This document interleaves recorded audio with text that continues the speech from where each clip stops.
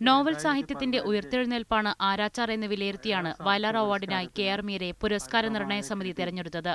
Novel പുതിയ ഭാവുകത്വത്തിന്റെ ആകാശങ്ങൾ തുറക്കുന്നുവെന്ന് award പ്രഖ്യാപിച്ച വയലാർ സ്മാരക ട്രസ്റ്റ് ചെയർമാൻ എം.കെ. സാനു പറഞ്ഞു. മാധ്യമം ആഴ്ചപ്പതിപ്പിലാണ് ആരാച്ചാർ ആദ്യമായി പ്രസിദ്ധീകരിച്ചത്. നോവൽ എഴുതി തുടങ്ങിയപ്പോൾ അത് പൂർത്തീകരിക്കാൻ കഴിയുമെന്ന് വിചാരിച്ചിരുന്നില്ലെന്ന് കെ.ആർ. മീര പറഞ്ഞു. ഈ പുസ്തകത്തിന് ഇത് കിട്ടുന്നു എന്നുള്ളത് എന്നെ വളരെ സന്തോഷിപ്പിക്കുന്നു. കാരണം ഇതിന്റെ പിന്നിൽ അത്ര വലിയൊരു അധ്വാനമുണ്ട്, അത്ര വലിയൊരു സാഹസമുണ്ട്. അതൊരു എല്ലാ അർത്ഥത്തിലും എന്നെ സംബന്ധിച്ചിടത്തോളം ഒരു എഴുത്തുകാരി എന്ന നിലയിലും ഒരു വ്യക്തി എന്ന നിലയിലും ഒരു സ്ത്രീ എന്ന നിലയിലും ഒക്കെ ഒരു വലിയ സാഹസം തന്നെയായിരുന്നു. ഇത് എഴുതി തീർക്കാൻ പറ്റുമെന്ന് പലപ്പോഴും എനിക്ക് ഭയം തോന്നിയിട്ടുണ്ട്.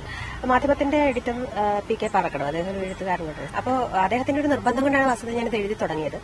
അത് 53 അധ്യായങ്ങളായി അത് ഖണ്ഡസ പ്രസിദ്ധീകരിച്ചു.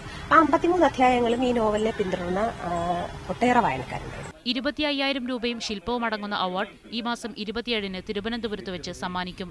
മീഡിയ 1, കോട്ടയം, തിരുവനന്തപുരം.